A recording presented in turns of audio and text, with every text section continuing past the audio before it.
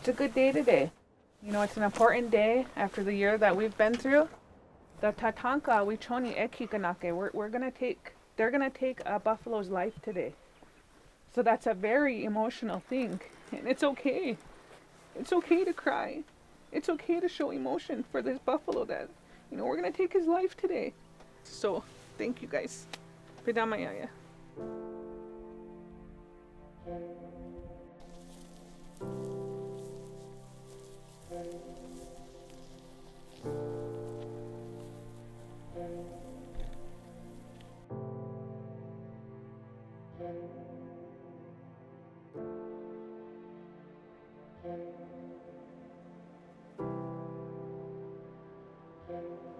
The buffalo, they didn't die and they didn't run away from us. They were taken away forcibly, just like our children were taken away forcibly and put into boarding schools. We are a parallel. A lot of the things that have happened to us have also happened to the buffalo. I think that by telling these kind of stories to our children, we're able to then help them build their identity. Turcot, take 2. Introduce yourself and what you're doing. My name is Jacob Turcott. I'm a 7th grade English instructor as well as the 7th grade Native American Club advisor, Zetzichana Oyate, the Buffalo Calf People. Roll sound. Sound speed. This week we are filming the Buffalo Unity Project 2. It's a unit plan that we came up with as a staff that we use to promote the Assiniboine and Sioux culture. So you see, all the buffalo were not just used for food. In this slide, what can you pull out of here? What information can you pull out of here that we use them for? For ceremonies? Yes, for ceremonies. All of our buffalo relatives continue to play a central part in our way of life today. They still provide meat, tools, clothing, and teachings. They are the heart of our people. This Buffalo Unity Project is an important opportunity for our children to understand their connection to their culture, the language, and most importantly, the Tatanka Oyate. We have classes across the curriculum that are getting involved in the buffalo and what the buffalo did for the people. And we talked a lot about gender roles and how they've changed from 100 years ago to what they look like now. Each of the core classes as well as our specials classes have guest speakers brought into them. We've got a lot of teachers that are doing some awesome Indian Ed for All projects built into their classroom. These pieces kind of have a lot of tendon on them. I really had a blast working with these kids. We were using our culture, teaching the kids how to dehydrate and preserve food. Our taste, our palates have changed over the years. Originally, of course, we had bison, and our tribe does a lottery every year for tribal members as well as non-tribal members. And I was fortunate enough to get a buffalo this year, so I shared some of my buffalo with the students here at Poplar. We ended up making jerky out of it.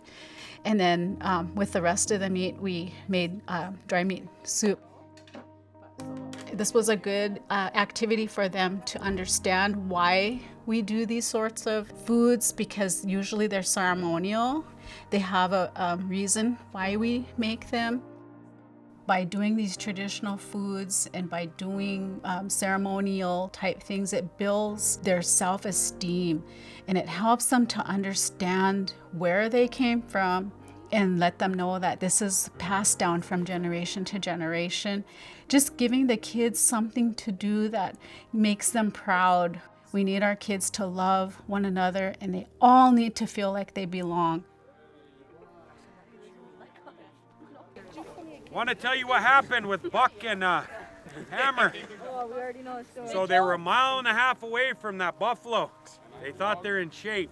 Me and Grant here in the truck, and we're sitting in the truck, and Grant hands me the binoculars, and I just pull them up in time to see Big Sexy projectile puking. Today is an important day. Today is a sad day, but today is also a happy day. We're going to pray and ask that buffalo to give his life for our people. It's not just killing a buffalo. That buffalo is giving up his spirit so our people can have life. We're gonna get to feed our people that maybe have never had buffalo. How many of you have eaten buffalo before? See? Quite a few of you haven't, right? Oh, I Miles, yeah. Have you ever had a hamburger? No. I knew it. So, today you're gonna have some experiences that you're gonna be able to hold with you forever. Think about how tough this would have been back in the day for our grandmothers and our grandfathers. After a hunt, it's a lot of work. Can I just say that man just go kill the buffalo and then the women do all the work? Each, the men and the women, had their specific areas of work. The men were concerned mainly with hunting, ceremony, and keeping a winter count. The women skinned, tanned hides, made the clothing, the buffalo robes, cooked and dried meat supplied by her husband and or brothers. She gathered medicines and berries, as well as keeping a water bag filled with water at all times, and provided wood for the fire. We wanted to touch on the topic of gender roles, specifically for our students to understand who they are. You know, we ask male students, what does it mean to be a male? What does it mean to be a man? And a lot of the times we get the typical answer of, you have to be tough, you have to be strong. Well, women can also be tough. Women can also be strong in every sense of the word. Each gender played a role in all of that, and now today, they're kind of combined now, which is good, because we need to be able to continue this way of life for the younger generation. I was just kind of wondering how you feel personally about being a Native American woman today. Oh, I love it. I love it. I wouldn't want to be anything else.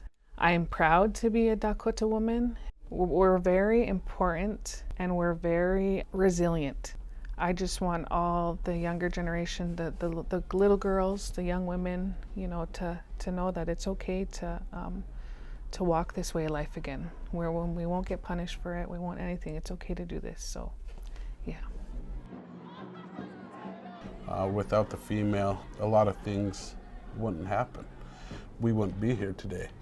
So we just wanted to share the importance of male and female roles in society today, as well as in the past. The other thing I always think about with our men is that they don't cry, right? Mm-hmm.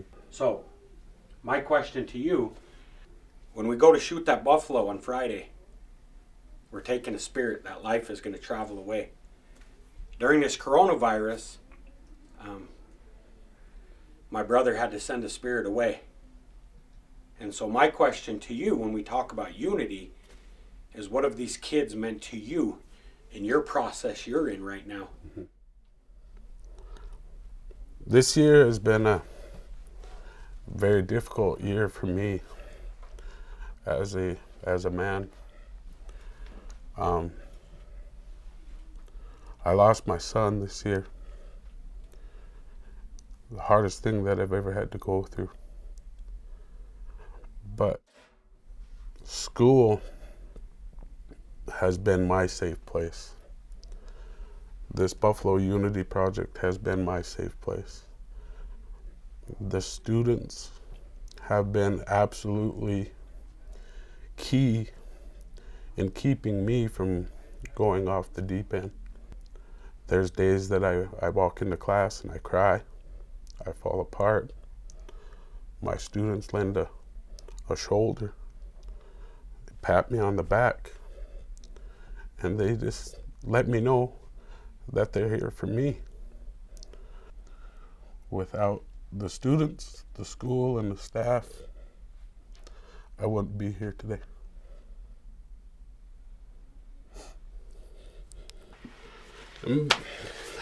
Love you, bro. Yeah. Marty, both. So you students, remember that every day that you come in this school, even if you come in crying, even if you come in with trauma, even if you come in not happy, you're a ray of sunshine for somebody else who's having a tough day. And that's, to me, the concept of unity. And how many of us experienced loss during COVID? How many of us know somebody that died during COVID? Raise your hand if you know somebody that passed away, because I can tell you. Everybody. Right? We all experienced loss, and what was the different factor there?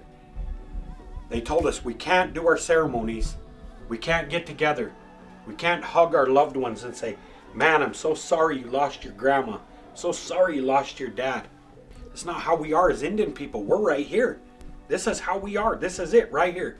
It's not on paper, it's not on Zoom, it's here, it's right here. It's a human interaction, just like that buffalo interaction, because we're connected to them. The biggest lesson that this pandemic has taught me was to never take anything for granted, things you love doing or people you love being with. In October of 2020, I lost my grandma. It was a pretty tough loss for our family because my family is really close. We did a lot of family gatherings together. Don't ever take things you love for granted because they might not be there one day. The worst part for me is some of my family passing away from it, and it hurts me a lot. Yeah. The coronavirus has been very difficult for our students here at Poplar. A lot of our students need to be in our school, the building every day.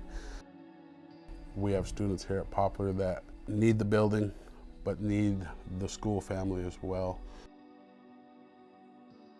Within the last year during the pandemic, what has it taught you? Worst time. My social life started to get better, but right after pandemic hit and quarantine, everything went to crap. And this was like the first time I started to deal with mental issues. I really didn't know what to do. You know, anxiety, depression. Most of the people I know with depression really don't tell people, or like to tell people because they just think they're using it for attention. And yeah. Right now, for my mental health is What gives not you hope? good. My friends and family. Okay, roll camera.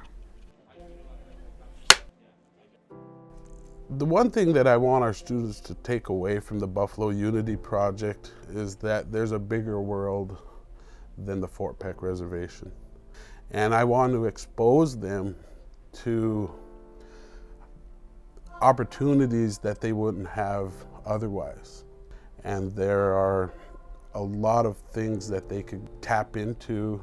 I hope that they leave this unit plan with a sense of I could do anything that I want, male or female. I don't know anything. I know very little. A little bit I do know. I'm going to do my very best to pray for that buffalo spirit in a good way, to pray for all of you, that your homes are good, that you have a good life, and that you grow to be successful and you come back and you take over leadership roles and you continue to make change here and you continue to change those things that we talked about, trauma, right? We have the power to break these cycles. We have the power to do that. It can be anything we want to be in this life. When the buffalo returned to our homelands here, that return brought forth like a renewal of hope. And so I think coming out of COVID and all the hardships and all the sacrifices that we've all made, but most importantly, all the sacrifices that our children have made, and that despite everything that they've given up.